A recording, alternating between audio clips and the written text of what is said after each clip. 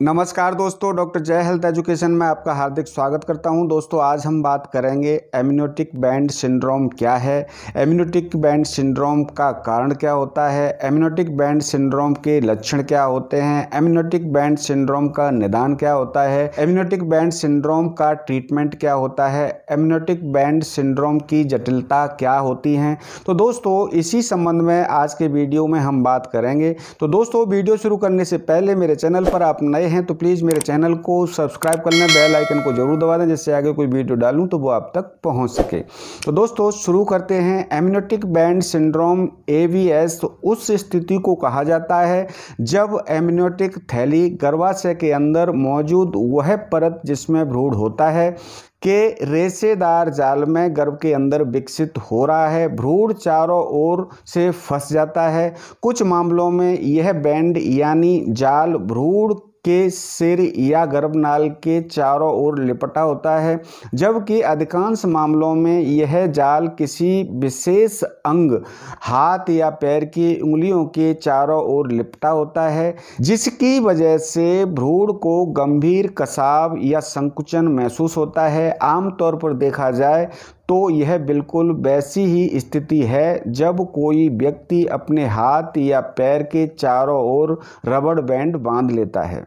अब हम जानते हैं एमनियोटिक बैंड सिंड्रोम के लक्षण क्या होते हैं, एमनियोटिक बैंड सिंड्रोम सिम्टम्स क्या होते हैं। एमनियोटिक बैंड सिंड्रोम की वजह से कई बार कोई बहुत अधिक नुकसान नहीं होता है, बल्कि सिर्फ बच्चे की उंगली या किसी अंग के चारों तरफ एक भद्दा सा गोलाकार निशान बन जाता है।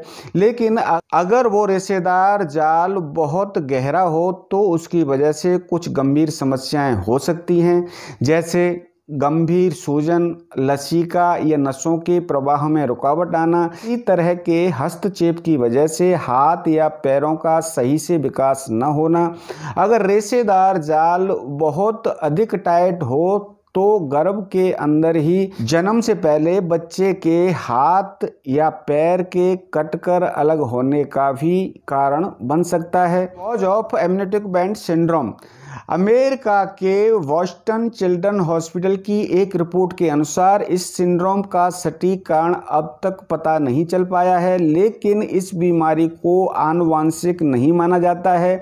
कई बार यह बिना किसी स्पष्ट कारण के भी हो सकती है। एमनियोटिक बैंड सिंड्रोम काफ़ी दुर्लभ है क्योंकि यह 10,000 या 15,000 शिशुओं में से किसी एक को ही होता है। शोधकर्ताओं को लगता है कि यह पैरों की उंगलियों की तुलना में हाथ की उंगलियों में अधिक बार होता है। एमनियोटिक बैंड सिंड्रोम का निदान क्या होता है, diagnosis of amniotic band syndrome. Johns Hopkins की एक रिपोर्ट के अनुसार आमतौर पर जन्म से पहले एमनियोटिक बैंड सिंड्रोम का पता लगाना बहुत मुश्किल होता है, लेकिन कभी कभी अल्ट्रासाउंड के माध्यम से इस बीमारी का पता लगाया जा सकता है। कई बार डिलीवरी के बाद नवजात शिशु की शारीरिक जांच के दौरान एमनियोटिक बैंड सिंड्रोम का पता चलता है। एमनियोटिक बैंड सिंड्रोम का ट्रीटमेंट क्या होता है। एमनियोटिक बैंड सिंड्रोम के इलाज के कुछ विकल्प उपलब्ध हैं, जिससे गर्भाशय के अंदर ही भ्रूण की सर्जरी और प्रसव के बाद शरीर में जो असामान्यता नजर आती है उसमें सुधार करना शामिल है। भ्रूण की सर्जरी। इस सर्जरी का मकसद एमनियोटिक बैंड या जालों के कारण भ्रूण को जो कसाव या संकुचन का सामना करना पड़ रहा है उसे खत्म करना है। इसे ऑपरेटिव फोटोस्कोपी द्वारा किया जाता है, जिसमें एमनियोटिक जाल साफ तौर पर नजर आता है और फिर अलग अलग प्रकार की सर्जिकल तकनीकी की मदद से भ्रूण को जाल से मुक्त कराया जाता है। हालांकि इस सर्जरी की सफलता उस बात पर निर्भर करती है कि एमनियोटिक जाल के कारण भ्रूण को कितना नुकसान हुआ है। अगर उस अंग के बाहर के हिस्से में सूजन हो तो उस स्थिति में जाल को हटाने के बाद सूजन के कम होने और अंग का सामान्य विकास जारी रहने में मदद मिलती है। जन्म के बाद इलाज। जन्म के बाद शिशु का इलाज होता है। इसमें प्लास्टिक सर्जरी और पुनर्निर्माण सर्जरी की जाती है, जिसके बाद शारीरिक और पेशेवर थेरेपी भी होती हैं। लेकिन इसकी ज़रूरत इस बात पर निर्भर करती है कि विकलांगता या विकृति किस प्रकार की है। बच्चे के किसी अंग के कट जाने या सही प्रकार से कार्य न करने पर कृत्रिम अंग प्रोस्थेटिक इस्तेमाल करने का भी सुझाव दिया जाता है। एमनियोटिक बैंड सिंड्रोम की जटिलताएं।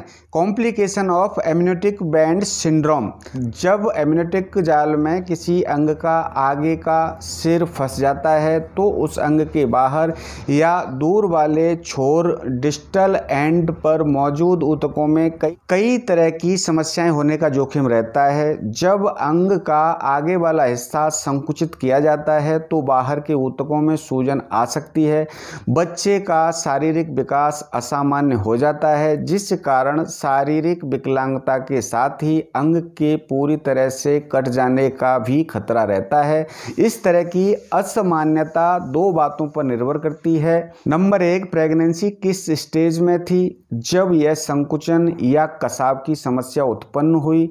नंबर 2, अंग के बाहर के हिस्से में खून का संचार हो रहा है या नहीं हो रहा है।